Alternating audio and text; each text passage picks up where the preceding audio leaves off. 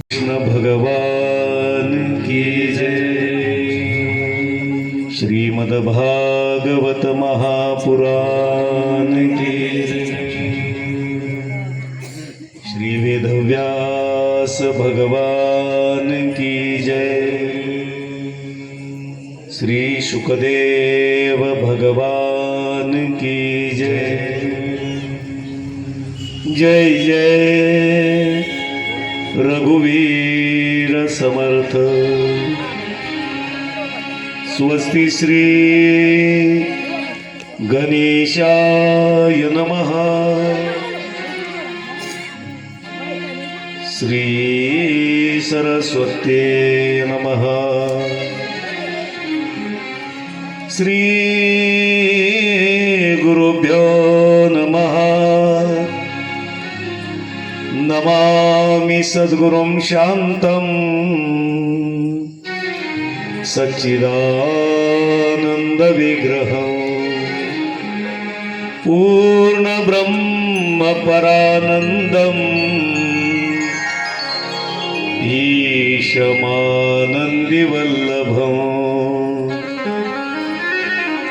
योऽन्तः प्रवेशमववाचमिमां प्रसुप्तां सञ्जीवयत्यखिलशक्तिधर स्वधाम्ना अन्यांशहस्तचरणश्रवणत्वगादीन् प्राणान्नमो भगवते पुरुषाय तुभ्यम्। ॐ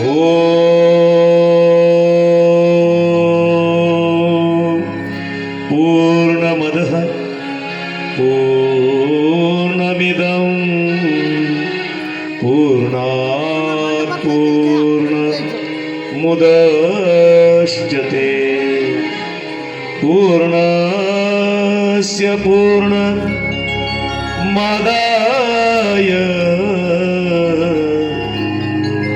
पूर्णमेवावशिष्यते। श्री औदुंबर ग्राम स्वर्ग दुसरे भासे जनाभुवरी जेथे चिन्मय मूर्तीचा मठ असे त्या रम्य पीठावरी झाले सद्गुरु शांत दांत सुमती ब्रह्मार्णी भक्तार्थी हा भावे वंदन हे असो सतत त्या पुरुषोत्तमाच्या पदा। अलंकापुरी पुण्यभूमी पवित्र तिथे नांदतो ज्ञानराजा तया आठविला महापुण्यासी नमस्कार माझा श्री सद्गुरु ज्ञानेश्वरा। शुका सारिखे पूर्ण वैराग्य ज्यांचे वशिष्ठापरी ज्ञान योगेश्वरांचे कवी वाल्मिका सारिका मान्य ऐसा नमस्कार माझा श्री सद्गुरु रामदास कुंडली कवरदा हरि विठ्ठल श्री ज्ञानदेव पंढरीनाथ भगवान माऊली ज्ञानेश्वर महाराज जगद्गुरु तुकाराम महाराज की जय। जय रघुवीर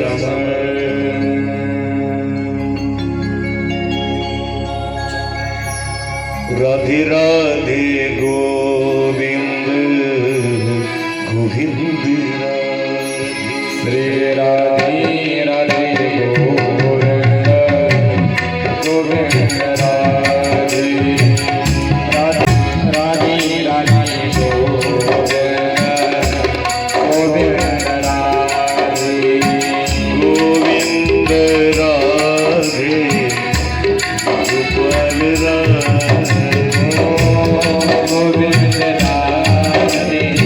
टाळी टाळी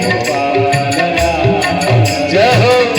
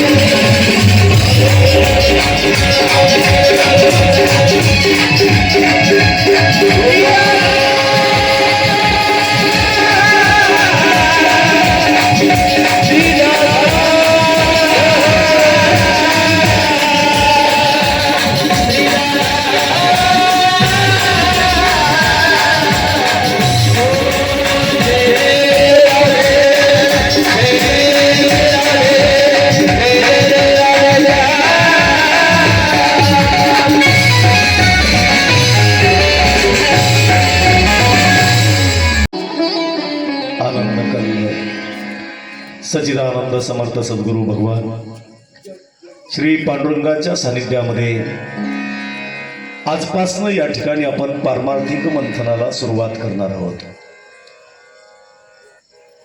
भगवंताची आमच्यावर असीम कृपा आहे.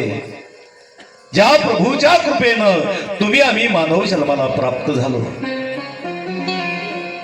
आणि महान असा योग आमच्या जीवनातला आहे. त्या प्रभूनं तुम्हाला आम्हाला कलियुगात जन्माला पाठवलं, हे आमचं खूप मोठं भाग्य आहे. तुम्ही म्हणाल महाराज कलियुग चांगलं नाही, मग आमचा जन्म झाला आम्ही भाग्यवान कसे? तर हरे नाम हरे नाम्यभ्य केवलम कलो नास्तैव नास्तैव नास्तैव गतिरम्यता. कलयुग ही दोषाची खाण आहे, परंतु कलियुगामध्ये एक महान गुणधर्म आहे. बाकीच्या युगाची साधनं वेगळी आणि कलियुगाचं साधन वेगळं. बाकीच्या युगाची साधनं वेगळी आणि कलियुगाचं साधन वेगळं. सतयुगामध्ये ध्यान करावं लागायचं, तेव्हा भगवंताची कृपा व्हायची. त्रेतायुगामध्ये मकहा म्हणजे यज्ञ करावा लागायचा, तेव्हा देवाची कृपा व्हायची. द्वापार युगामध्ये देवाची पूजा करावी लागायची, तेव्हा देवाची कृपा व्हायची. पण कलियुगाचं साधन एकदम सोपं आहे. लागोनिया पाया विनवेतो तुम्हाला. महाराष्ट्रातील महान संत जगद्गुरु तुकाराम महाराज तुमच्या आमच्या चरणावर नतमस्तक प्रणाम करतात. का? तर कलियुगाचं सार संतांना कळालं आणि त्यांनी आम्हाला समजून सांगण्याचा प्रयत्न केला. लागोनिया पाया विनवेतो तुम्हाला, करटाळी बोला मुखी हरिनाम. करटाळी बोला मुखी हरिनाम. लागोनिया पाया लागोनिया पाया विनवितो तुम्हाला, करटाळी बोला हरिनाम.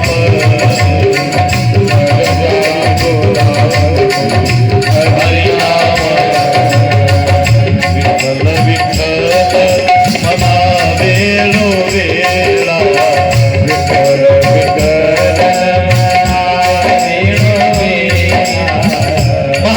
मातीमध्ये संत जन्माला आले आणि प्रत्येक संतांनी तुम्हाला आम्हाला आग्रह केला.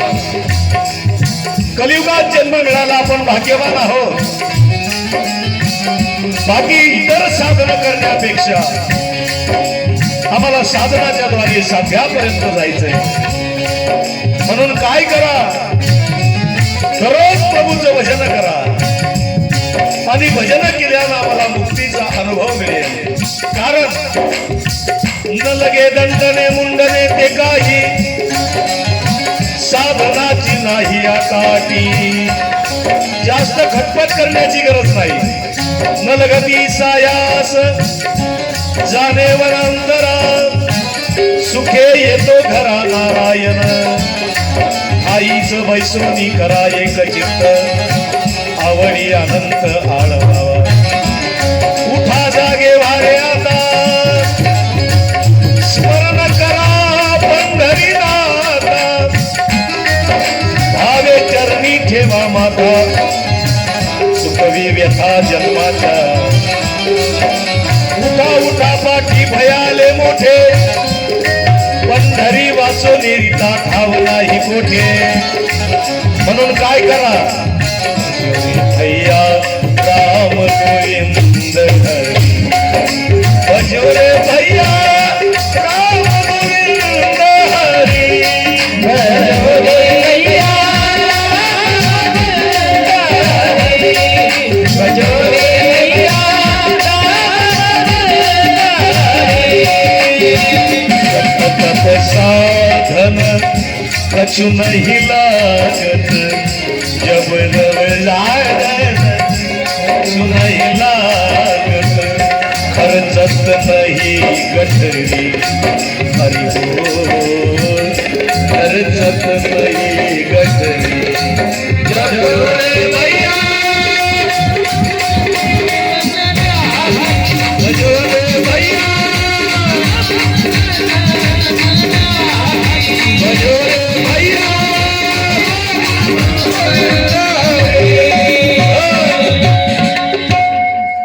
साधनाच्या द्वारे साध्यापर्यंत जायचंय.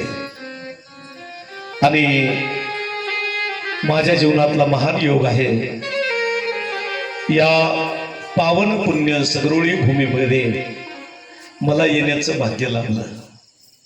एक सांगू का, सगळं पूर्व नियोजित असतं. कुणी भागवत ऐकायचं, कुणी मंडपात यायचं, कुणी कथा सांगायची, कुणी तबला वाजवायचा, कुणी प्याड वाजवायचा, कुणी माईक सिस्टीम लावायची. हे सगळं पांडुरंगानं ठरवलेलं असतं. माणसं फक्त निमित्ताला कारण असतात. तरी माणसं म्हणतात मी केलं मी केलं. अरे तुला पांडुरंगानं करू दिलं ना, तू काय मी करतोस. तू ग्रासगिरी सत्ता हाती नाही. लक्ष देऊन ऐका. ताटातला घास मुखापर्यंत जाईल एवढं सुद्धा सामर्थ्य आमच्यामध्ये नाहीये. मग चालवणारा कोण आहे? तर पांडुरंग परमात्मा चालवणार आहे. लक्षात ठेवा. आम्हाला विनाकारण अहंकार वाटतो. आम्हाला विनाकारण अहंकार वाटतो. म्हणून हे सगळं पूर्व नियोजित आहे. म्हणून आपलं भाग्य आम्ही कलियुगात जन्माला आलो. बरं जाऊ द्या, कलियुगाचं आयुष्य किती आहे? किती आयुष्य आहे कलियुगाचं? आम्हाला मिळालं बरोबर आहे 4,32,000 बरोबर आहे. आम्हाला मिळालं किती? आम्हाला किती मिळालं? कलियुगाचं 4,32,000 आहे. द्वापार युगाचं 8,64,000 आहे. त्रेतायुगाचं 12,96,000 आहे. सतयुगाचं 17,28,000 आहे. पैकी कलियुगात आम्हाला फक्त 100 वर्ष मिळाले. किती? 100 वर्ष. दधानु वर्षानु शतम. आम्हाला 100 वर्षाचं आयुष्य आहे. सतयुगामध्ये 1,00,000 वर्षाचं आयुष्य होतं. 1,00,000तला 1 झिरो त्रेतायुगात कमी झाला. 1,00,000वरचा 1 झिरो गेला. खाली किती राहिले? 1,00,000वर किती झिरो? 1,00,000वर किती झिरो?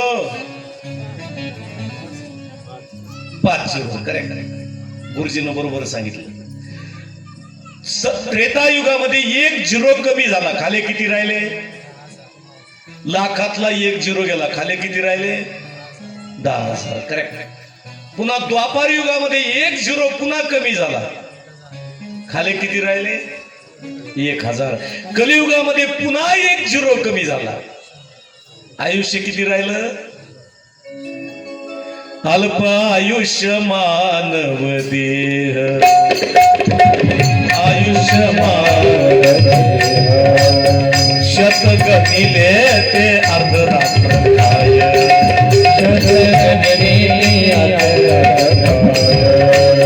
मध्ये बालत्व पीडा रोग क्षय,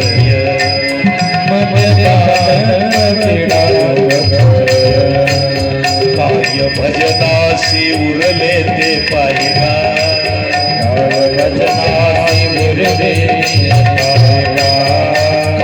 भजनासी उरले ते पाहिला, भजनासी उरले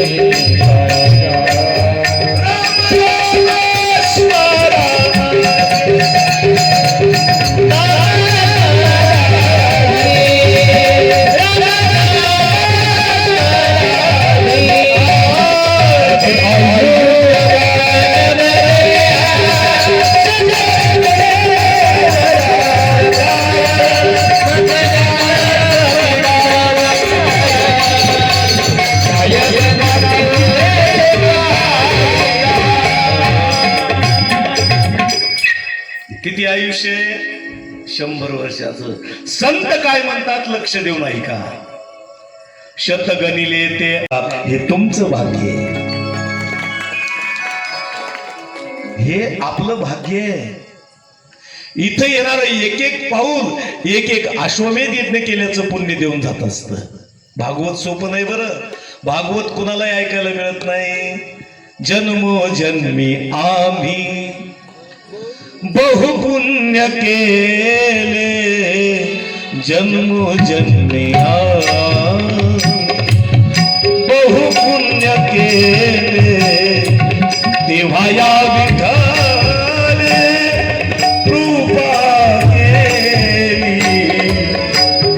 माया कृपा केली जन्म जन्मी बहु पुण्य केले जन्म जन्मी बहु पुण्य केले जन्म जन्मी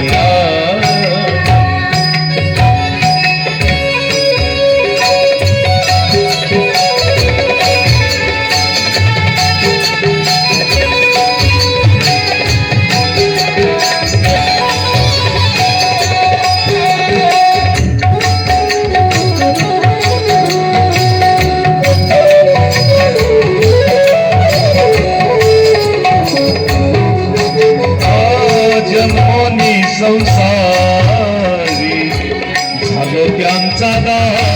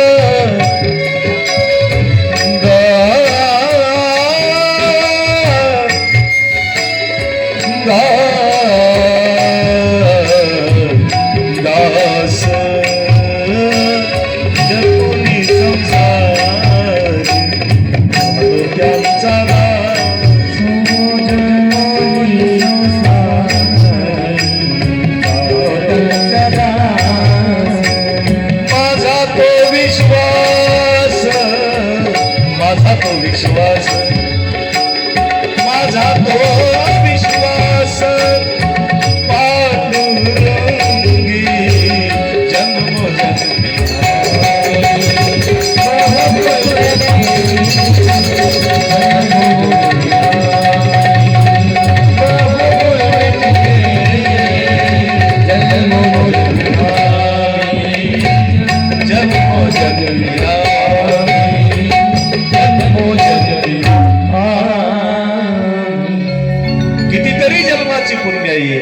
आमची उदयाला आली आणि आम्ही या मंडपात आलो आणि आम्हाला काही काही गोष्टी दंडनीय सांगितल्यात वारकरी संप्रदायात. गीता भागवत करीती श्रवण अखंड चिंतन विठोबाचे या 3 गोष्टी दंडनीय सांगितल्या. का सांगितल्या हे बघून पहिल्या श्लोकाचं चिंतन करू. आम्हाला गीता का सांगितली याचं कारण आहे. जन्माला आल्यानंतर जगावं लागतं, बरोबर आहे. जन्माला आल्यावर जगावं लागतं. कसं जगावं हे गीता शिकवत असते.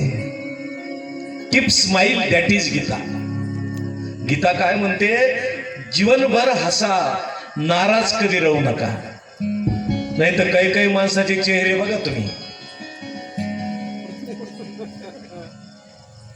त्याला आपल्या मराठवाड्यात म्हणतात खौट खोबरं. कधी हसायचं सांगितलं तर हसणार नाही, रडायचं सांगितलं तर रडणार नाही. या रोते क्यों होतं बोले सुरत ही आयसी. काही काही माणसाच्या चेहऱ्याकडे पाहिल्यानंतर जगा वाटतं, तुम्हाला सांगतो. काही काही माणसाच्या चेहऱ्याकडे पाहिल्यानंतर जगा वाटतं आणि काही काही माणसाचे चेहरे पाहिले की कामच होत नाही, तुम्हाला सांगतो. काही टेन्शन नसतं बरं का, पण गंभीर बसायचं. अशा माणसाला विचारा काय चाललंय, बरं आहे, अरे काय झालं तुला, बरं आहे म्हणायला. देवानं एवढा चांगला अनमोल देह दिला तुला, बरं आहे म्हणायला काय झालं तुला. पुन्हा असे माणसं काय म्हणतात सांगू का, आपण कुणाच्या आदात नाहीत, आपण कुणाच्या मधात नाही, देणं नको घेणं नको, मर तिकडच. याला जगणं म्हणत नाहीत. लक्ष देऊन ऐका, आम्हाला जगता आलं पाहिजे. आणि कसं जगावं, बेस्ट जगावं, कसं जगावं हे आम्हाला गीता शिकवत असते. राईट आवाज राहू दे. कसं जगावं आम्हाला गीता शिकवत असते. संघर्ष करा ना तरी जाभया पसरे मुख, तेथ अवचटे पडे पियोख, तैसा हा संग्राम देख पातला असे कृष्णानं अर्जुनाला सांगितलं. अरे तुला संपत्तीसाठी युद्ध करायचं नाही तर धर्मासाठी युद्ध करायचंय म्हणून तयार केलं अर्जुना, म्हणून तयार केलं. लक्षात ठेवा अर्जुनाला, नाही तर अर्जुनानं माघार घेतली होती. मग गीतेसारखं 700 श्लोकाचं शास्त्र सांगितलं आणि कसं जगावं हे सांगितलं. एक सांगू का, संकट देवा इतके आमच्यावर नाही. 125 वर्षाचं आयुष्य कृष्णाला मिळालं. लक्ष देऊन ऐका, देवाच्या जीवनातला एकही दिवस सुखाचा नव्हता. एकही दिवस, पूर्ण चरित्र बघा कृष्णाचं, 125 वर्षामध्ये एकही दिवस सुखाचा नाही देवाच्या जीवनात. पण देव कधी नाराज झाले नाही. आमच्या थोडं मनासारखं नाही झालं की दिवसभर फुगून बसतो आम्ही. किती संकट आली देवावर, पण देव कधीच नाराज नाही. म्हणून हसत जीवन जगा. हसलं पाहिजे माणसाला. कोणी काही म्हणू द्या, पण आपला मोकळा स्वभाव असला पाहिजे. कोणी नावं ठेवू द्या, निंदा किंवा वंदा, आमचा स्वहिताचा धंदा. लोक काय म्हणतील याचा विचार करू नका, कारण लोक आपलं घर चालवत नाहीत. आपलं घर आपल्यालाच चालवावं लागतं. लोक आपल्याला काही देत नाहीत. लोकांच्या नादी लागू नका. आज घोड्यावर बसू देतात, तेच लोक म्हणतात घोड्यावर बसून चालायला. घोड्यावरही बसू देत नाही, पायी चालू देत नाही. असा समाज आहे. समाजाचा विचार करू नका. एक गोष्ट लक्ष देऊन ऐका, जीवन जर जगायचं असेल ना, स्वतःच्या मस्तीनं जगण्याचा प्रयत्न करा. प्रभू आमच्या पाठीशी निश्चित उभं राहिल्याशिवाय राहणार नाही. स्वतःच्या इच्छेनं जगत जा. लोकांकडे बघून जगलं नाही पाहिजे. मस्त आनंदाने जगलं पाहिजे. मी तर म्हणतो कमीत कमी एका बैला 1,500 साड्या तरी पाहिजे. पण माझी समाप्ती झाल्यावर घ्या, नाही तर माणसं येतील भांडायला. मला माणसं येतील भांडायला. आनंदाने जगा. लोक काही म्हणू द्या, पण आमच्या चेहऱ्यावरचं हसू मावळलं नाही पाहिजे. हसण्याचे किती प्रकार आहेत. काही काही जण हसता हसता दुसऱ्याला मारतात. मारू द्या, लागू द्या, पण हसा.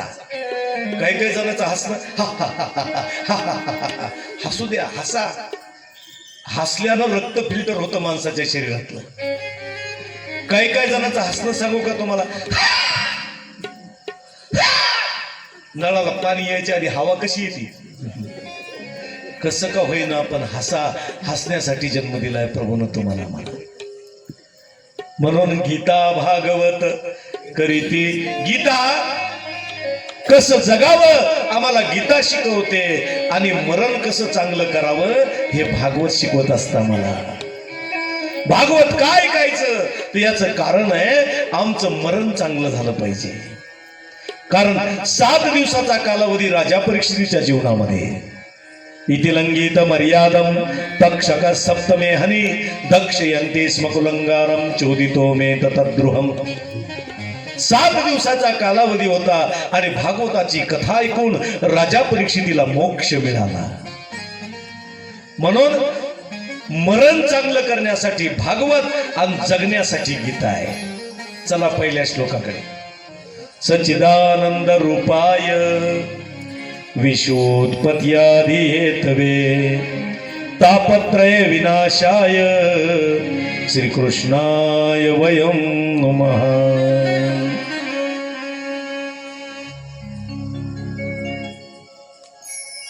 पहिल्या श्लोकामध्ये सांगितलं देव कसा आहे.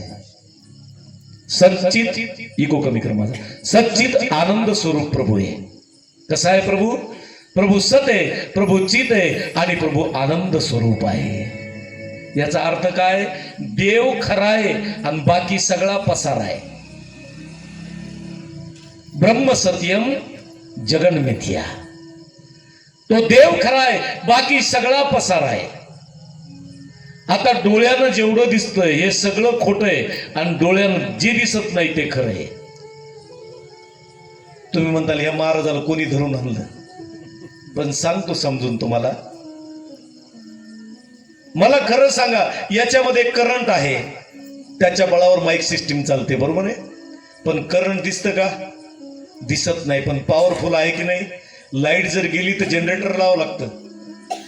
पॉवरफुल आहे की नाही? ज्या ज्या गोष्टी डोळ्यानं दिसत नाहीत त्या सगळ्या पॉवरफुल आहेत. चला अजून सोपं विचारतो मी तुम्हाला. गुरुजी, तुम्ही देव पाहिला का?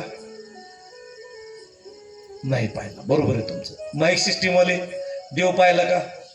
नाही पाहिला. तुमच्या बाजूला बसलेले काका देव पाहिला का? नाही पाहिला. बरोबर आहे. श्रीकांत देव पाहिला का? नाही पाहिला. माता माऊली तुम्ही देव पाहिला का? नाही पाहिला. नक्की. शूटिंगवाले बाबा देव पाहिला का? नाही पाहिला. काका तुम्ही देव पाहिला का? जाऊ दे, तुम्हाला सगळ्याला कशाला, मीच पाहिलं नाही अजून. 28 वर्ष झाले फिरतो पण मला अजून देव दिसला नाही. नीट लक्ष देऊन ऐका. माझं चिंतन आणि माझा एक एक शब्द महत्वाचा आहे. एक शब्द जरी तुम्ही मिस केला तर भागवत करणार नाही तुम्हाला. म्हणून पहिल्यापासून मन लावून ऐका. देवानं बुद्धीत एवढं भांडवल दिलंय, 6 महिने जरी बोललो तरी संपत नाही. आणि ग्रंथ उघडायची गरज नाही मला. ग्रंथ उघडलाच नाही अजून. ग्रंथ याच्यातच राहीन, पाहून सांगतच नाही. मला गरजच नाही पाहिजे. पहिल्या श्लोकापासून शेवटच्या श्लोकापर्यंत चिंतन मांडतोय तुम्हाला. कुणीच देव पाहिला नाही. तुम्ही नाही पाहिला, मी देव नाही पाहिला, शूटिंगवाल्यांना सुद्धा देव नाही पाहिला, आमच्या साथीदारांना सुद्धा देव नाही पाहिला. मला सांगा, ज्याला पाहिलंच नाही त्याचं भजन का करायचं? कधीतरी बसले बसले विचार केला आम्ही?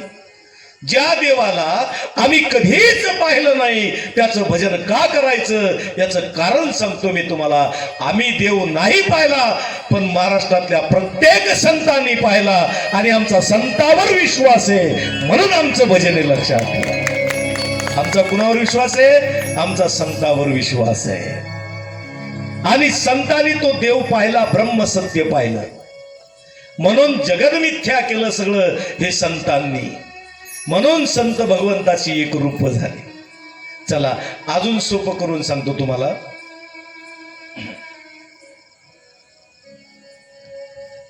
एक जणाचा दुधाचा धंदा होता. बरं चला जाऊ द्या, याच्यापेक्षा सोपं विचारतो तुम्हाला. तुमच्याकडे पाणी काय लिटर आहे?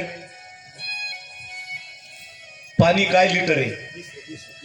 बिस्लरीचं नाही, नळाचं पाणी. हा, फुकट आहे ना. आमच्या सेलूला 70 रुपये लिटर आहे. नळाचं पाणी 1 लिटरचा भाव 70 रुपये. किती? 70 रुपये. पण कधी? दुधात मिसळल्यावर.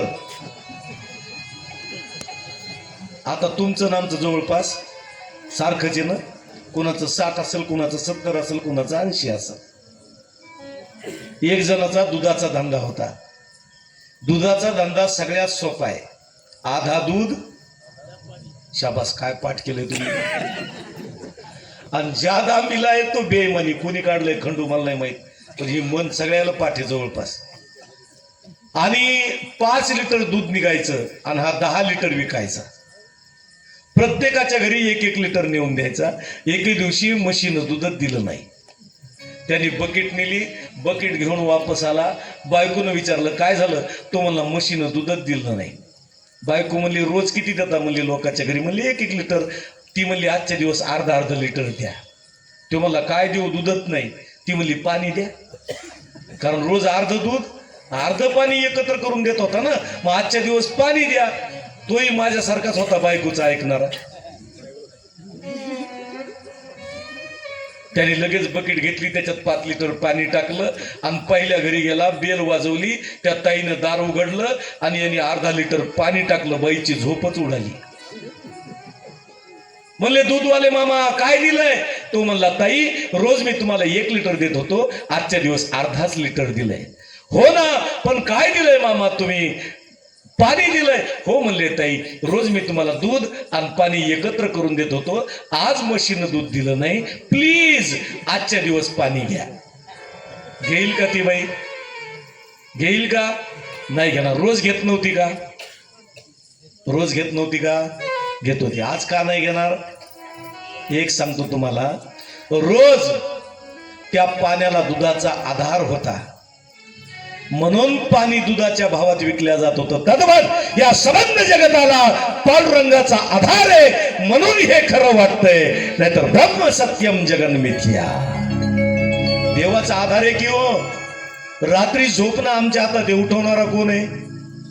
हा, अहं वैश्वानरो भूत्वा प्राणिनां देहमाश्रिता प्राणापान समायुक्त पचामिन्यम चतुर्विधम. खाणं आमच्या हातात आहे, पचवणारा भगवंत आहे. आणि अजून पुढे जाऊन सांगतो तुम्हाला, तुम्ही आम्ही सगळी त्याचीच लेकरं आहेत. कुणाची? त्या प्रभूची. प्रभूनं स्वतः सांगितलं ही माझीच अंश आहे. मग आपण सुद्धा कोण आहेत? आपण सुद्धा ब्रह्मच आहेत. मग ब्रह्म असताना आमची अनुभूती झाली पाहिजे. नुरोनिया ठेला. अलग लक्षात. चिंतन चांगलं करायचं भागवताचं. मी पहिला श्लोक सांगतोय तुम्हाला. तो प्रभू सच्चिदानंद रूपाय. पुढे सांगितलं विश्वोत्पत्त्यादी येतवे. या सबंध विश्वाची उत्पत्ती करणारा तो प्रभू आहे. 3 तत्व आहेत, सत्व रज आणि तम. ब्रह्मा विष्णू महेश. दिसायला 3, असायला 1. दिसायला 3 आहेत. आम्हाला उपासनेसाठी मार्ग सांगितलेत. कुणी वारकरी संप्रदायात जा, कुणी वीरशैव लिंगायत संप्रदायामध्ये जा, कुणी तुकडोजी महाराजांच्या पाठीमागे जा, कुणी श्री श्री रविशंकरजीकडे जा, कुणी समर्थ रामदास स्वामींचा संप्रदाय धरा, कुणी स्वामी समर्थकडे जा, कुणी गजानन महाराजाकडे जा.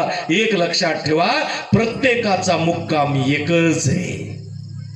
मार्ग भिन्नता आहे पण तत्व एकच. आणि तो सच्चिदानंद रूपाय या सबंध विश्वाची उत्पत्ती करणारा तो प्रभू आहे. आणि पुढे सांगितलं तापत्रय विनाशाय. 3 तापातून तुमची आमची मुक्ती करतो भगवंत. कोणते कोणते 3 ताप आहेत? आदिदैविक, आदिभौतिक आणि आध्यात्मिक. हे 3 ताप आहेत. या 3 तापाची चर्चा भागवतानं केली. पण याच्या बरोबर अजून 3 तापाची चर्चा केली, जे आपल्याला समजून घेतले पाहिजे. याच्या व्यतिरिक्त कोणते 3 ताप आमच्या पाठीमागे लागले तुम्हाला समजून सांगतो. 1 भूतकाळाचा शोक, वर्तमान काळाचा मोह आणि भविष्याबद्दलची भीती. या 3 गोष्टी प्रत्येकाच्या पाठीमागे आहेत. आम्हाला भूतकाळातला शोक आहे. असं व्हायला नको होतं, तसं व्हायला नको होतं, खूप वाईट झालं, चांगलं नाही झालं. हा भूतकाळाचा शोक आहे. भागवताच्या शरणागतीत या, हा शोक दुरुस्त होईल. भूतकाळातला आणि चालू वर्तमान काळाचा मोह आहे आम्हाला. किती मिळालं तरी येऊ द्या, येऊ द्या, येऊ द्या. संतांचे अभंग पाठ नाहीत, पण बँकेत किती पैसा आहे रात्री 3 वाजता उठवा पटकन सांगत. इतका वर्तमान काळाचा मोह आहे आणि भविष्याबद्दलची भीती आहे. माझं कसं होईल, माझं कसं होईल, माझं कसं होईल. एक सांगतो तुम्हाला, भागवताच्या शरणागतीमध्ये या, भागवत तुम्हाला मला मुक्त करेल.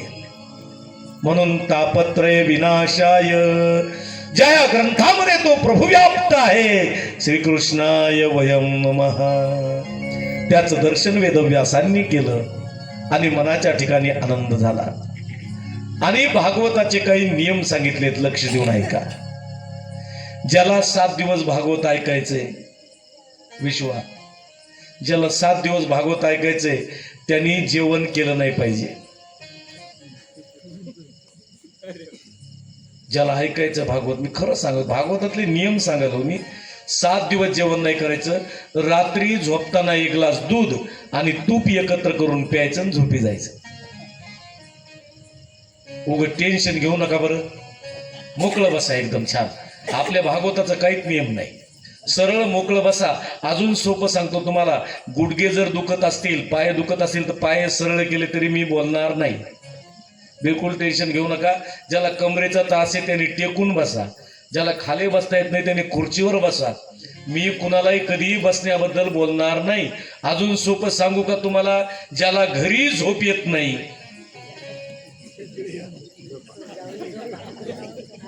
तरी मी कुणाला काही बोलत नाही.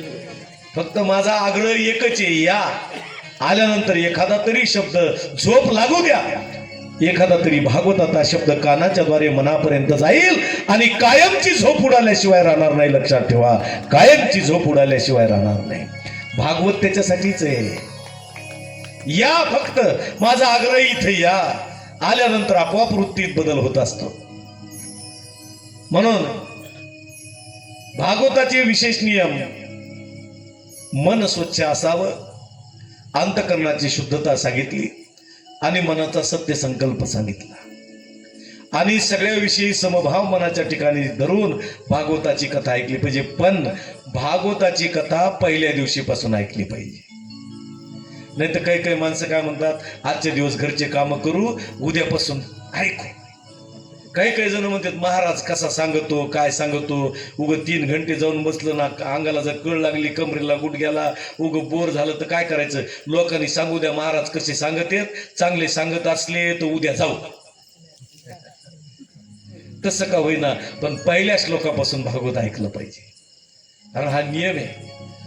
भागवत श्रवण करण्यासाठी आम्ही आमची बैठक तयार केली पाहिजे, मानसिक तयारी पाहिजे.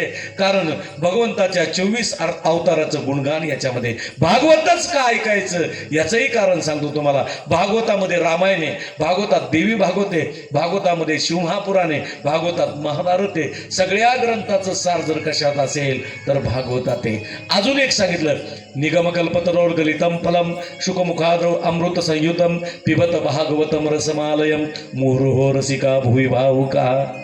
हे श्लोक आहेत भागवतातले. निगमकल्पतरोर्गलितम फलम, एखाद्या झाडाला पिकलेलं फळ असावं आणि पिकलेलं फळ आपोआप खाली पडतं, ते खाण्याची मजा वेगळीच असते. तसं आमचं भागवत आहे. भागवत कुठूनही खा, गोडच आहे. पहिल्या दिवशी आलं तरी गोड आहे, दुसऱ्या दिवशी आलं तरी गोड आहे, तिसऱ्या दिवशी आलं तरी गोड आहे, आणि समाप्तीला आलं तरी गोडच आहे. म्हणून सदा सेव्या सदा सेव्या श्रीमद् भागवती कथा. सदा सेव्या सदा सेव्या श्रीमद् भागवती कथा. हरिश्चित्तम समाश्रये सदा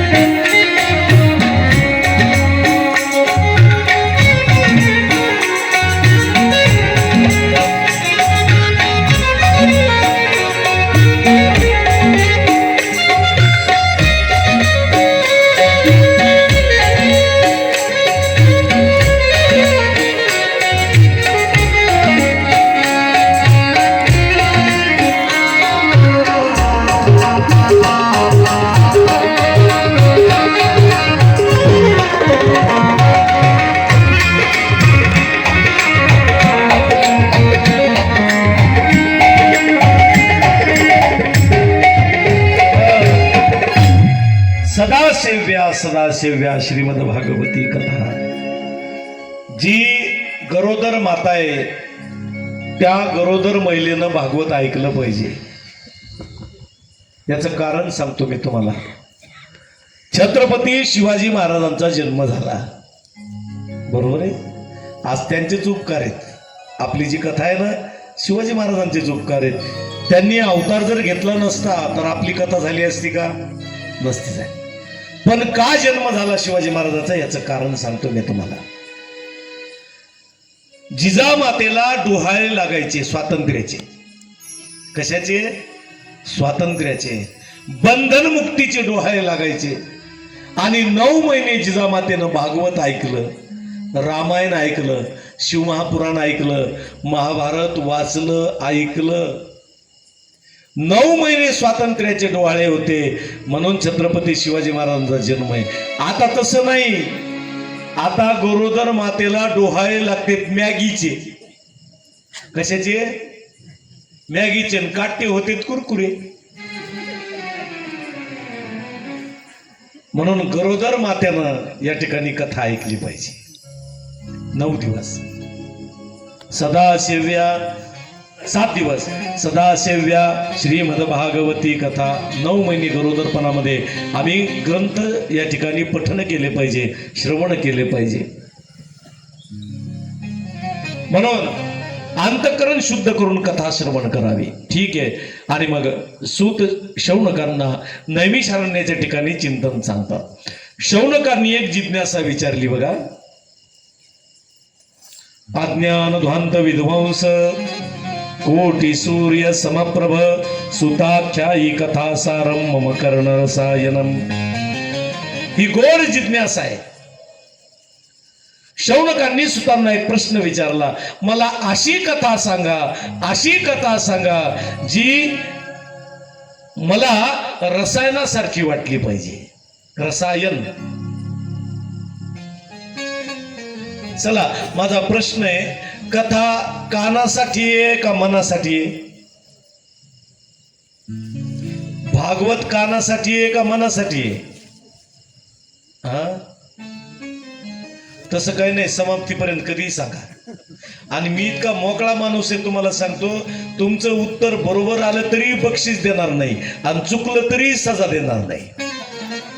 माणसानं मोकळं राहिलं पाहिजे, छान जगायचं. गोड जिज्ञासा आहे.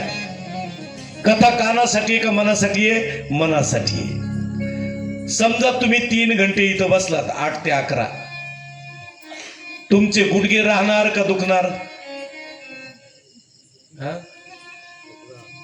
जर भोग असले तर दुखणारच, कारण भोग तनु घडे संचिता वजन. भोग भोगल्याशिवाय त्यागता येत नाही. असं काही नाही आष्टीकर महाराज इथं बसलेत, याच्यात करंट उतरलं तर शॉक नाही बसणार. बसल ना, त्याचा गुणधर्म आहे तो, त्याचा गुणधर्म आहे शॉक देणं. ते म्हणणार नाही महाराज भागवत सांगायला, कोणी असू त्याला काय करायचं. त्याच्या जवळ गेलं की झटका बसलाच म्हणून समजा. शरीराचे भोग हे शरीराला आहे. लक्ष देऊन ऐका. भागवत ऐकल्यानं डोकं राहणार नाही, भागवत ऐकल्यानं पाठ राहणार नाही, भागवत ऐकल्यानं गुडघे राहणार नाहीत. हे आपले भोग आहेत. शरीराच्या रोगाच्या दुरुस्तीसाठी भागवत नाहीये, तर भागवत मनाचा रोग दुरुस्त करण्यासाठी. लक्षात ठेवा. आणि हा सगळ्यात मोठा रोग झालाय आमच्या मनाला. मनाचा रोग बाजूला करण्यासाठी आमच्या जीवनामध्ये भागवताची गरज आहे. म्हणून अज्ञान ध्वंत विध्वंस कोटी सूर्य समप्रभ सुताख्यायी कथा सारम मम कर्ण रसायनम. शौनकांनी विचारलं, मला अशी कथा सांगा की जी ऐकल्यानंतर माझं मन शुद्ध होईल. आता कलियुग आहे. कलियुगामध्ये माणसाचं मन एका जागेवर बसतं का? नाही बसत. इथं जरी बसला तर मन किचन वाट्याचा सर्वे करून येतं, स्वयंपाकघराचा. येतं की नाही? बरं, या मनाची इतकी गडबड आहे, तुम्हाला सांगतो पाटील, याला कोणतंच वाहन लागत नाही. याला मोटरसायकल लागत नाही, कार लागत नाही, ट्रक लागत नाही, टेम्पो लागत नाही, रेल्वे लागत नाही.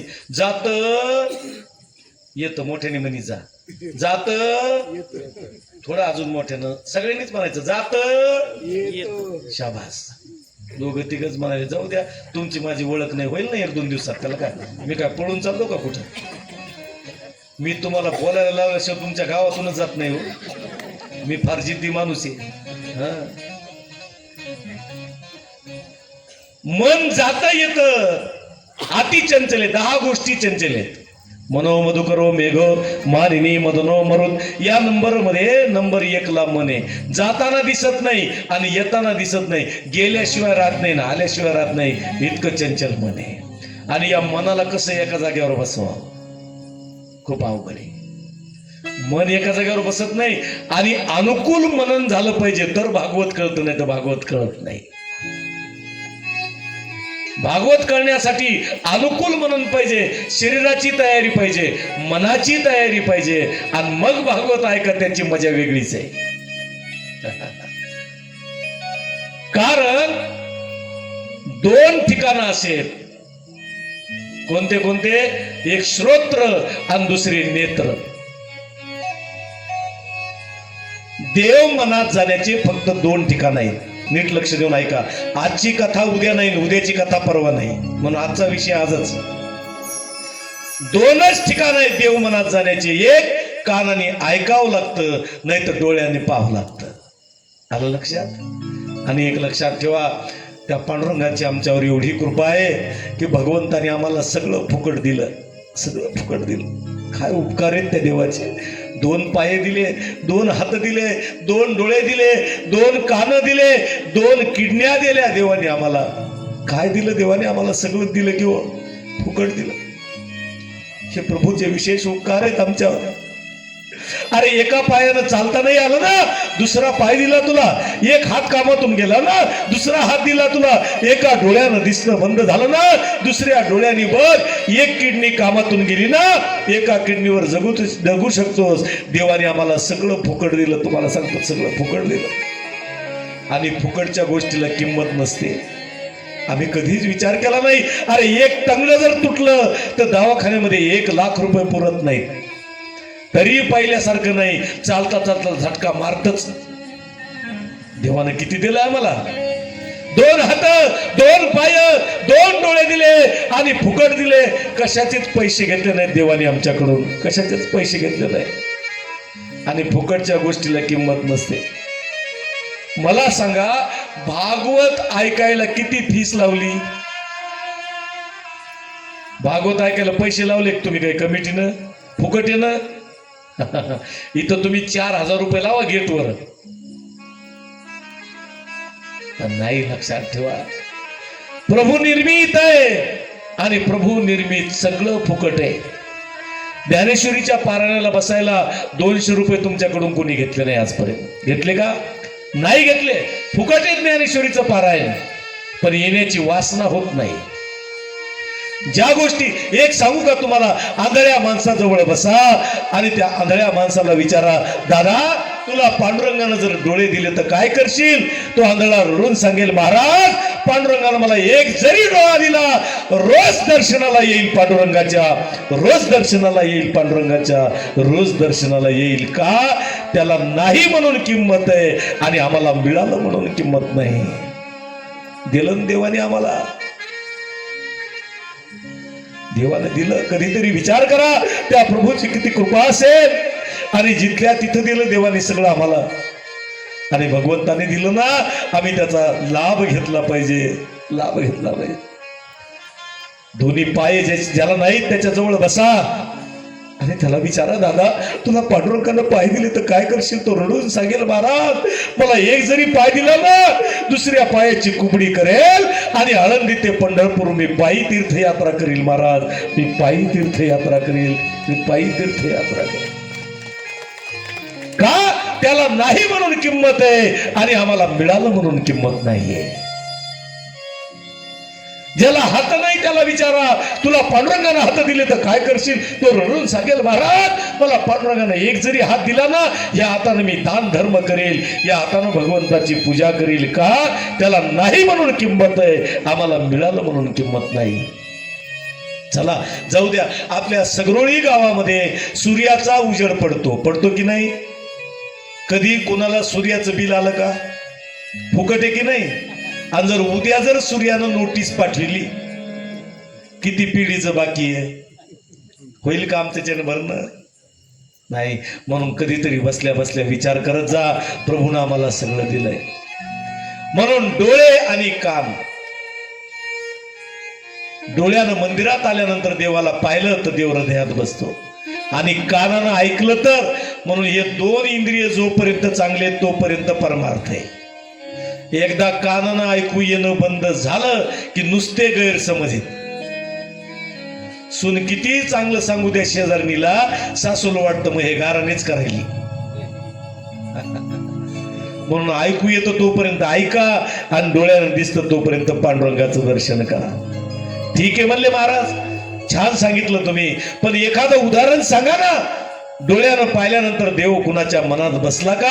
एखादं उदाहरण सांगा. मी तुम्हाला उदाहरण सांगतो. गोकुळच्या ठिकाणी सगळ्या गोपिका वाट बघू लागल्या. अखिल कोट ब्रह्मांड नायक राजाधिराज हिरण्यगर्भ परमात्मा तो प्रभू कधी येतो ज्याच्यासाठी आमचा जन्म आहे. कुणी वृक्ष झालं, कुणी वेली झालं, कुणी गोपिका झालं, कुणी गोप झालं आणि सगळे मिळून प्रभूची वाट बघू लागले, गोकुळच्या ठिकाणी वाट बघू लागले. आणि अखेर शेवटी तो दिवस उजाडला. श्रावण महिन्यामध्ये अष्टमी तिथी आली आणि अष्टमीला प्रभू गोकुळात प्रगट झाले. काय आनंद आहे. अरे ज्याच्यासाठी जन्म आहे तो प्रगट झाला प्रभू. आणि बघता बघता एका क्षणामध्ये सगळ्या गोकुळात बातमी पसरली. गवळण मनती गवळणीला, गवळण मनती गवळणीला,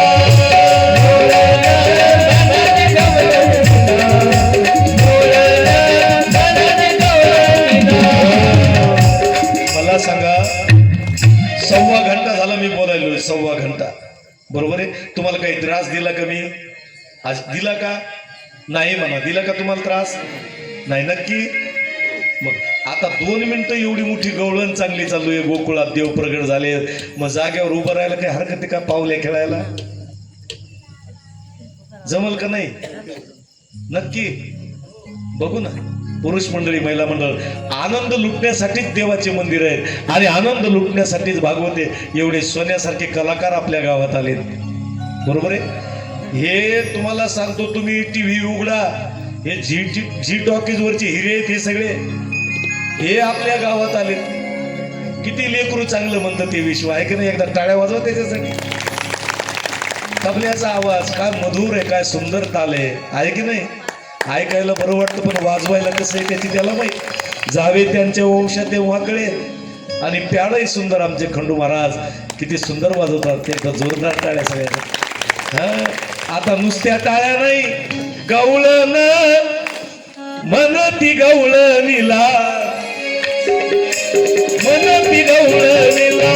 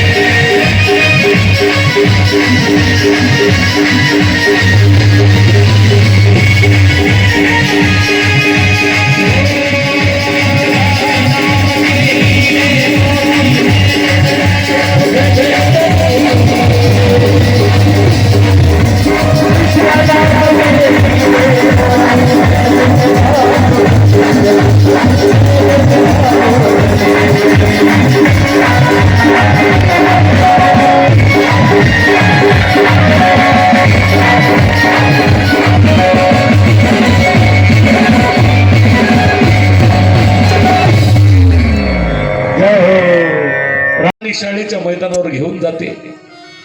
मुलगा म्हणतो, आई मला तुझ्याशिवाय करमत नाही, थांब ना इथे. आई म्हणते, बाळा तू वर्गात जाऊन बस, मी इथं थांबते. पण आई घरचे सगळे कामं करून येते आणि शाळेची घंटा वाजल्यानंतर मुलगा पळत पळत येतो. आईला कडकडून मिठी मारतो, आई मला सोडून गेली नाहीस ना? बाळा मी कुठंच गेलो नाही रे तुला सोडून. मुलगा थोडा मोठा होतो, कॉलेजचं शिक्षण होतं, पण आईच्या प्रेमामध्ये बदल होत नाही. नोकरी लागल्यानंतर मुलाचं लग्न होतं आणि लग्न झाल्यानंतर आईच्या प्रेमात बदल नाही. लक्ष देऊन ऐका, आईच्या प्रेमात बदल नाही, पण मुलाच्या प्रेमात बदल पडला. ज्या आईनं रक्ताचं पाणी करून मुलाला वाढवलं, तो मुलगा म्हणतो, आई तुला पाहिजे तेवढे पैसे देतो, माझ्या बायकोचं तुझं पटत नाही, वायलं राहा, वेगळं राहा. काय वाटत असेल ते आईला? ती आई म्हणते, बाळा शिळी भाकर का होईना, पण मला तुझ्या दारात मरण येऊ दे रे, मला तुझ्या दारात मरण येऊ दे, मला तुझ्या दारात मरण येऊ दे, तुझ्या दारात मरण येऊ दे. आणि नारदानं सनकादिक ऋषीला सांगितलंय, विदारक दृश्य बघितलं, तरुणी प्रभुता गेहे, शालको बुद्धिदायक. सक्का भाऊ भावाचा ऐकत नाही, पण बायकोच्या भावाचा ऐकल्याशिवाय सोडत नाही. असा सगळा समाज बघितला, खूप दुःख वाटलं मला. आणि फिरत फिरत मी वृंदावनच्या ठिकाणी आलो. आणि वृंदावनच्या ठिकाणी आल्यानंतर एका तरुण स्त्रीनं मला आवाज दिला. वृंदावनची माती अत्यंत पवित्र आहे. वृंदावनची माती मी माझ्या मस्तकाला लावली आणि मस्तकाला लावल्यानंतर माझ्या अंगात भक्तीचा संचार झाला. आणि एका तरुण स्त्रीनं मला आवाज दिला, भो भो साधू क्षणं तिष्ठ. नीट लक्ष देऊन ऐका, भागवतातला श्लोक आहे. ती भक्ती म्हणते नारदाला, एक क्षण थांबा. का सांगतो तुम्हाला, आमच्या आयुष्यात एक क्षण जरी संत भेटले तरी आमचं कल्याण होतं. एक क्षण जरी चांगला माणूस मिळाला तर आमचं कल्याण होतं. आणि एक क्षण जरी वाईट माणूस मिळाला तर आमचं पतन झाल्याशिवाय राहत नाही. म्हणून दोन गोष्टी चुकवू नका. कोणत्या कोणत्या दोन गोष्टी? एक संगत आणि दुसरी पंगत. जेवायला बसायचं ना तर जो पोटभर जेवतो त्याच्या शेजारी बसा. आणि शुगरवाल्याजवळ तर बसूच नका. ही साडेसाती स्वतःही खात नाही, दुसऱ्याला खाऊ देत नाही. भंडाऱ्याच्या दिवशी मंदिराच्या बाहेर बोर्ड लावा, शुगरवाल्यांनी अंधार पडल्यावर येणे.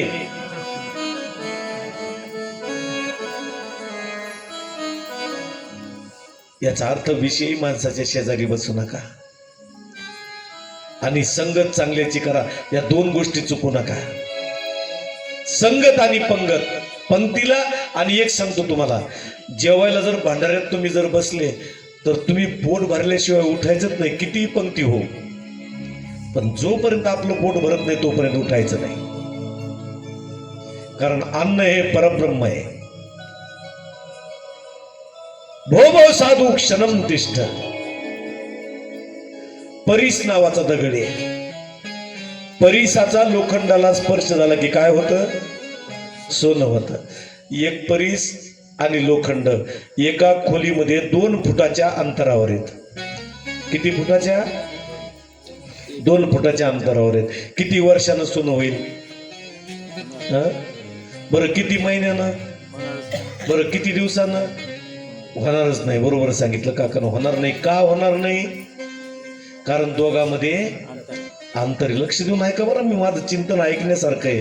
दोघात अंतर आहे आणि या अंतरामुळेच आपली भेट होईन ना देवाची. संत भेटायला आम्हाला, पण आम्ही स्पर्शच होऊ देईन त्याचा. लांबून बायपास चाललोत आम्ही. समजा लोखंड आणि परीस एकाच खोलीमध्ये एकमेकाला चिटकलेले आहेत. आता किती वर्षानं सोनं होईल? एकमेकाला चिटकलेले आहेत. किती महिन्यानं सोनं होईल?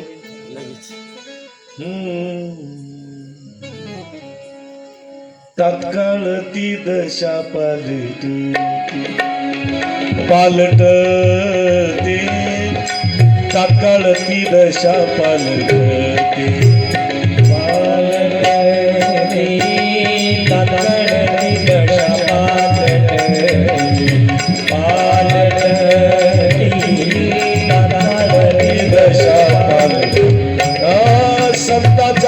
संग नोहे बल कैसा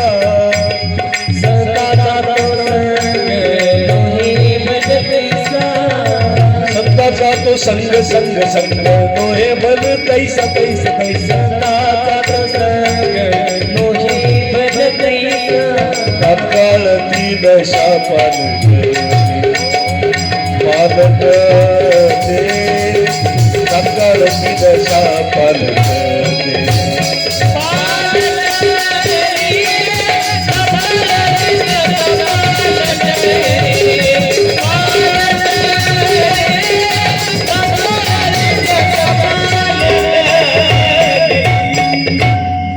स्पर्श झाला. दशा म्हणजे अवस्था, अवस्था बदलते. म्हणून भोगो साधू क्षणम तिष्ठ. बरं जाऊ द्या, अजून सोपं सांगतो तुम्हाला. बैलाच्या शिंगावर मोहरीचा दाना ठेवा. किती वर्षानं खाली पडतो? हा, बस इतका वेळ जरी चांगला माणूस भेटला तरी कल्याणी. पण ओळखता आलं पाहिजे बर का. नारदानं विचारलं तिला, तू कोण आहेस? तिनं सांगितलं, अहम भक्ती रीतिख्याता इमो मे तनवो मता. ही दोन माझी मुलं आहेत. ज्ञान वैराग्य नामानो काल योगेन जर्जरा. ज्ञान आणि वैराग्य हे दोन माझे लेकर आहेत. दोन्ही म्हातारी झाले आणि आई तरुणी. आपल्या सगरुळीत कसं आहे, आई वडील म्हातारे आहेत का मुलं म्हातारे आहेत? इथं आई वडील म्हातारे आहेत का मुलं? नक्की. पण वृंदावनात तसं नाहीये, मुलं म्हातारी झाली. नारदाने विचारलं, तू आलीस कुठून? ती म्हणली, उत्पन्ना द्रविडासाहम वृद्धी कर्नाटके गतम क्वचिन क्वचिन महाराष्ट्रे गुर्जरे जीर्णताम गतः. माझा जन्म द्रविड देशात झाला, कर्नाटकामध्ये मी वाढले, महाराष्ट्रात मला काही ठिकाणी मान मिळाला आणि गुजरात प्रांतात मला जीर्णावस्था प्राप्त झाली. माझं नाव भक्ती आहे, माझं नाव भक्ती आहे. म्हणली, काय अडचण आहे? म्हणली, माझे दोन मुलं म्हातारे, त्यांना तरुण करा. नारदानं प्रयत्न केले, सनकादिक ऋषीला सांगितलं, पण उपयोग झाला नाही. तर तुम्हीच सांगा काय करायचं. म्हणले, आपण एक काम करू, भागवताची कथा करू. कुठं? हरिद्वारला. आता कथा नीट लक्ष देऊन ऐका. भक्ती ज्ञान वैराग्य वृंदावनाला आहे, नारद मुनी बद्रिकाश्रमला आहे आणि भागवत कुठं करायचंय? हरिद्वारला. थोडस चिंतन करा. आमचं बालपण म्हणजे वृंदावन आहे, आमचं तरुणपण म्हणजे हरिद्वार आहे आणि आमचं म्हातारपण म्हणजे बद्रिकाश्रम आहे. म्हणून परमार्थ कधी करायचा? जे तारुण्य अवस्था आहे, या तारुण्य अवस्थेत परमार्थ करा. म्हातारपणी येत नाही एकदम. आयुष्यभर कधी राम म्हणला नाही आणि म्हातारपणी म्हणतो लांब. जवळची माणसं लांब जातात. म्हणून देहाच्या 3 अवस्था आहेत, बालपण, तरुणपण आणि म्हातारपण. हरिद्वार म्हणजे आमचं शरीर आहे. इथं आनंद नावाचा घाट आहे, याच्यावर भागवताची कथा आहे. कशासाठी? ज्ञान वैराग्याला तरुण करण्यासाठी. यजमान नारद झाले. भागवताची पूजा कुणालाही करायला मिळत नाही, आरती कुणालाही करायला मिळत नाही. ज्याचं भाग्य आहे त्याला आरती मिळते, नाही तर कुणाला नाही मिळत. यजमान नारद झाले. पहिल्या दिवशीची कथा झाली, दुसऱ्या दिवशीची कथा झाली, तिसऱ्या दिवशीची कथा झाली. भक्ती ज्ञान वैराग्य आले नाही.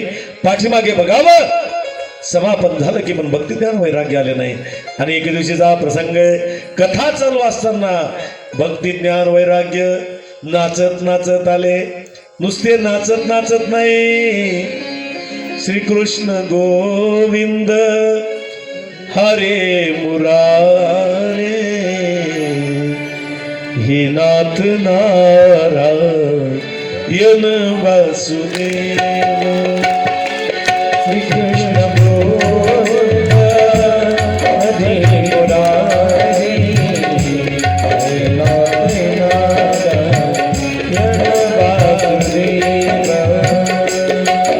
कृष्ण गोविंद हरे मुरारे हे नाथ नारायण वासुदेव देव देव कृष्ण गोविंद हरे मुरारे हे नाथ नारायण वासुदेव हे नाथ नारायण वासुदेव हे नाथ नारायण वासुदेव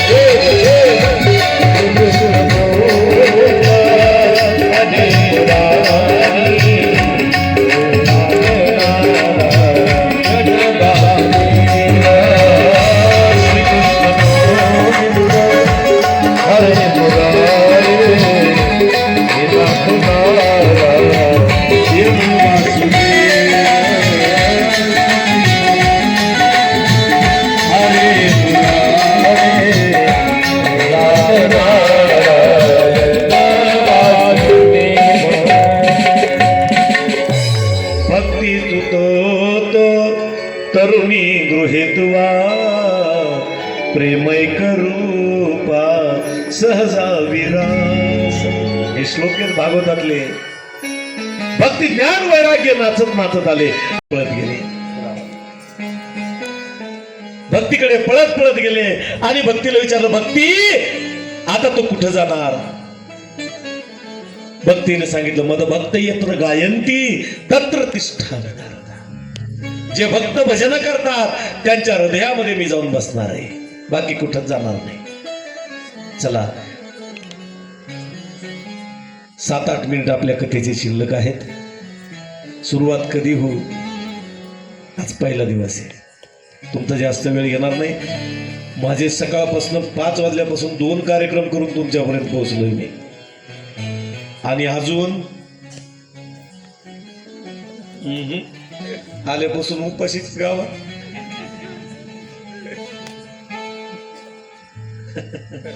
तुमचं झालं बेट्या हो, आणि तरुणीत नाही होय. मी आलो ना 50च्या घरात. आता भक्ती ज्ञान वैराग्याची कथा पहिल्या दिवशी चिंतनासाठी आपण घेतली, पण हे कलियुग आहे, लक्ष देऊन ऐका. कलियुगामध्ये ज्ञान मिळवणं अवघड नाही बरं, असं म्हणा ना. मला वाटलं आष्टीकर मला माझ्याकडे असून असून किती असणार आहे, 15-20 किलो नाही बरं का. नाही तुम्हाला खरं वाटत, एवढं असतं तर कशाला फिरलो असतो मी राजा हो. 7 कोटी घर सोन्याचे होते, आणि रावण तपश्चर्या कशी करायचं माहितीये का तुम्हाला? शरीरातली एक नस बाहेर काढायचा, विश्वा महाराज अशी एक नस बाहेर काढायचा बरं का. खंडू लक्ष आहे तुझं माझ्याकडे? हा, अशी नस बाहेर काढायचा आणि विण्यासारखी वाजवायचा रावण. एक नस. माणसाच्या शरीरात 72,000 नस आहेत बारीक बारीक. किती? एक नस दबली तर किती पैसे लागते दवाखान्यात? काय नियोजन असेल देवाचं. आणि हे जे रोम आहेत ना, हे बारीक बारीक लव म्हणतात त्याला, रोम. प्रत्येक माणसाच्या शरीरात 3.5 कोटी आहेत. किती? माझं खोटं वाटलं तर संध्याकाळी गेल्यावर मोजा, मग उद्या सांगा मला बरोबर आहेत की नाही. 3.5 कोटी. आणि रावण भगवान शंकराची उपासना करायचा. तुम्हाला सांगतो, त्या भगवंतानं आत्मलिंग काढून दिलं. तुम्हाला काय सांगावं, भगवान शंकरानं. शंकरासारखं दैवत नाही जगाच्या पाठीवर कोणतं, तुम्हाला सांगतो. एक बिल्व शिवार्पणम खुश पठ्या, काहीच लागत नाही त्याला. स्मशानेश्वा क्रीडा, पुन्हा राहणं स्मशानामध्ये माझ्या भोले बाबाचं. भगवान शंकर अहो यांनी काय केलं रावणानं तुम्हाला सांगू का? कैलास पर्वत हलवीत होता हो, एवढी ताकद दिली भगवान शंकरानं याला. फक्त एकच गोष्ट नडली, 7 कोटी घर एका माकडाच्या शेपटीनं काळे केले मारुतीरायानं. होतो पंडित महाज्ञानी, होतो पंडित महाज्ञानी, दशग्रंथ षडशास्त्र पुराणी, दशग्रंथ षडशास्त्र पुराणी, चारी वेद मुखात कथानी, चारी वेद गर्वामध्ये झाली सर्व हवी,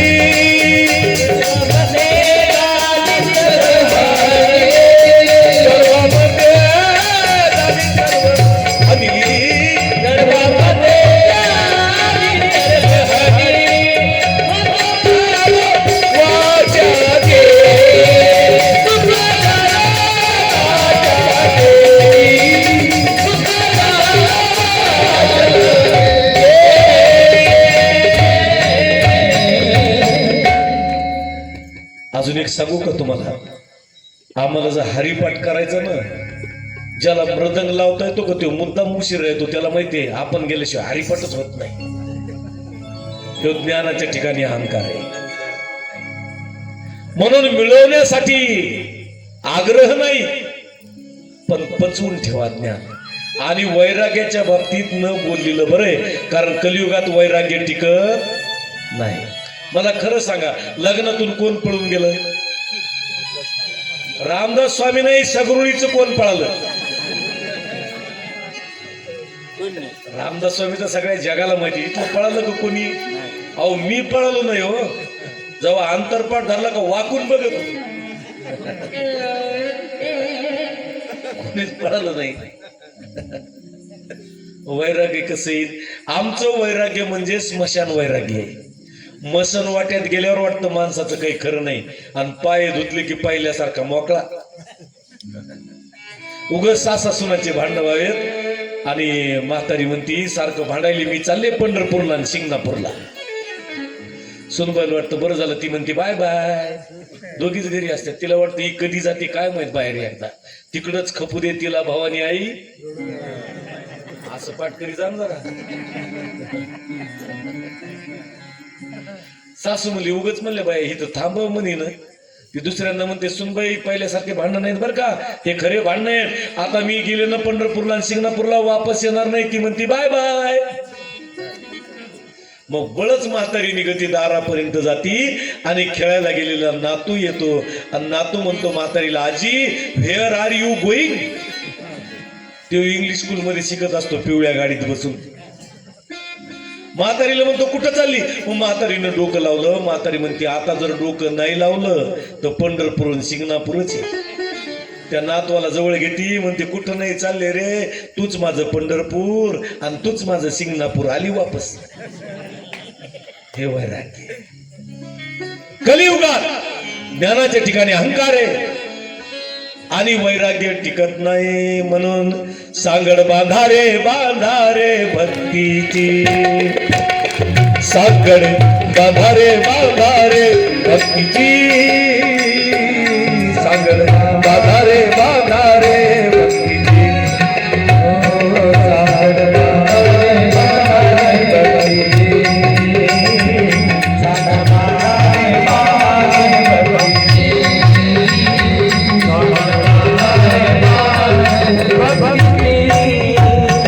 सांगड बांधारे बांधा, सांगड बांधारे बांधा, सांगड बांधारे बांधा,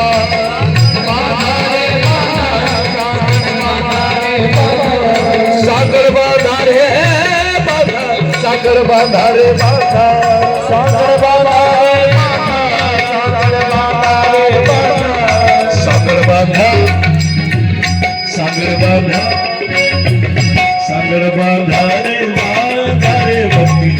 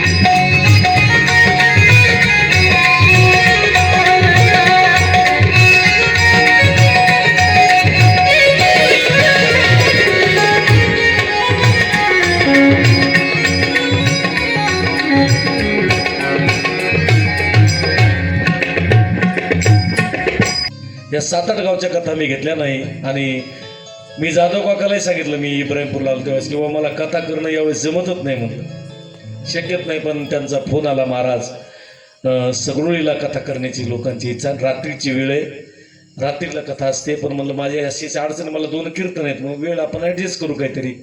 पण महाराज तुम्ही तारीख द्या. आणि या ठिकाणी मला संपर्क केला, या दोन्ही पाटलांनी फोन केले आणि मला नाही म्हणता आलं नाही. आणि विशेष म्हणजे प्रेमाच्या माणसानं जर फोन केला तर प्रोफेशनल मी राहत नाही कधी, हे माझा पहिल्यापासून स्वभाव आहे. पैसा कुठेही भेटतो, पैशाचा विषय नाही काही. आपली प्रेमाची ही जी माणसं आहेत 10-20 वर्षाची, यांनी सांगितलं ना मला तिथं जावं लागतं, म्हणून इथे येण्याचा योग आला. तसं 5-7 वर्षापूर्वीच माझा योग होता. आपण मला फोनही केला होता, तारीखही फिक्स झाली होती. पण मी मुखेडची कथा चाफेकर साहेबाची अगोदर घेतल्यामुळं मला तिकडं जावं लागलं. मी तुमच्याकडे दुसरा महाराज पाठवला होता इथं, तुमच्या लक्षात असेल, रमाकांत देव म्हणून पाठवले होते तुमच्याकडे इथं 7 दिवस. याला 7-8 वर्ष झाले जवळपास या गोष्टीला. म्हणून इथं आल्यानंतर या विठ्ठल मंडळाचे सगळे विश्वस्त मंडळी, आमचे बामणे काका असतील, आमचे सर असतील, आमचे सगळी मंडळी या ठिकाणी जमा झाली आणि मोठ्या प्रेमानं मला निमंत्रण दिलं. माझ्यासोबत हा जो संच आहे साथ देण्यासाठी मला मिळाला अचानक. एवढ्या तातडीनं कथा ठरल्यानंतर कलाकार भेटत नाहीत, श्रावणामध्ये बामन भेटत नाही. तुम्ही अजूनही बघा, हुडका त्याला किती. श्रावणात बामन भेटत नाही, आखाडात पोतराज भेटत नाही आणि चैत्रात महाराज भेटत नाही. तुमचं काय नशीब असेल, त्या भगवंताची तुमच्यावर कृपा असेल म्हणून माझा येण्याचा योग आला. आणि आल्यानंतर माईक सिस्टीम सुद्धा अतिशय सुंदर आहे. आता हे जे साऊंड आहे आज इकडे ठेवलं ना, उद्या या बाजूला ठेवा म्हणजे मला थोडं स्पष्ट ऐकू येईल. पहिल्या दिवशी सरासरी जसं असेल तर, पण खूप छान आहे, काही त्रास नाही झाला. आमच्या पोराला त्रास नाही झाला, मला नाही झाला, खूप छान आहे. असाच प्रयत्न करा. आणि महिला मंडळीनं अगदी पहिल्या दिवशीपासून जवळपास 50% मंडप कव्हेना भरलेला आहे. तुमच्या किती पाया पडून नतमस्तक प्रणाम करावं तितका कमी आहे, कारण तुम्हाला घरचे कामं सगळं व्यवस्थित आवरणं, सगळ्यांचे बोलले खाणं, पुन्हा त्या लाडक्या बहिणीची वेळेवर येईन, तो सगळा ताण सहन करून तुम्हाला इथे यावं लागतं. आणि खरंच तुम्ही आलात. पहिल्या दिवशी एवढी संख्या तुमची, खरंच मला वाटतं मंडप पुरल का नाही म्हणून गॅरंटी नाही गुरुजी. असं जर तुम्ही प्रत्येक दिवशी येत गेलात आणि कथा श्रवण केली तर खूप छान कथा आहे. आणि मी तुम्हाला कथेतलं एक सूत्र मर्म सांगणार आहे. आजच्या कथेहून तुमच्या लक्षात आलं असेल, उद्या राजा परीक्षितीचा जन्म आहे. उद्या नारदाचं 3 जन्माची कथा आहे. त्यानंतर राजा परीक्षितीचा जन्म झाल्यानंतर उद्या सगळ्यात शेवटी बरोबर 11 वाजता श्रीकृष्ण परमात्मा विदुराच्या घरी जाऊन कन्या कशा खातात याचं विदुर चरित्र उद्या आपल्याला पाहायचं आहे. पण उद्या बरोबर 7:45 वाजता, हां लवकर या. 7:30ला आमचे पोरं येऊन बसतील. तुम्हाला विनंती आहे, पोरं तिकडं गावात येणार नाहीत उद्या. 7:15 इथे येतील. तुम्ही त्याला चहा इथंच द्या 7:30ला. कसा आणा, कुठून आणा, काही करा, ते काही गावात येणार नाही, डायरेक्ट मंदिरात इथं त्यांना चहा द्या. मला त्यांचा 7:30ला फोन येईल, महाराज आम्ही चहा घेऊन भजन सुरू केलं. यांचं भजन सुरू झालं की तुम्ही गावातून यायला सुरुवात करायची. 7:45 पर्यंत तुम्ही या. 5च मिनिटात, 8ला 10 मिनिट कमी असताना मी इथे येईल आणि वेळेवर कथा सुरू करू. बरोबर वेळेवर सुरू करायची, वेळेवर संपवायची, अशी सुंदर कथा आहे. उद्याचे दिवस झाकी नाही, पण परवा दिवशी आपल्याला सुंदर अशी झाकी आहे. कोणती झाकी आहे मी उद्या सांगेल. साथ करण्यासाठी विश्वा महाराज, श्रीकांत महाराज, खंडू महाराज माझ्यासोबत आहेत. आणि प्रसारण करण्याचं सुंदर काम महासंग्राम लाईव्ह, त्यांच्यासाठी एकदा जोरदार टाळ्या वाजवा. छान सुंदर रेकॉर्डिंग त्यांचं आहे.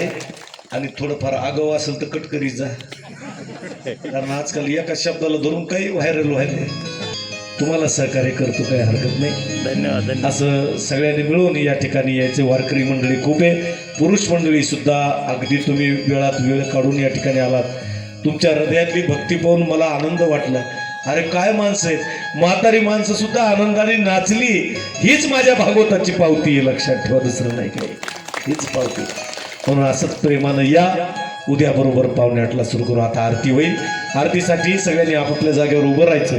शेवटची महत्वाची सूचना, माझ्या दर्शनाला वरे कोणीही येऊ नका. मी इथं खुर्ची टाकून बसेल. ज्यांना दर्शन करायचे त्यांनी शांततेत दर्शन करा. पसायदान झाल्याशिवाय कोणीही जागा सोडायची नाही, हा आपल्या कथेचा नियम आहे.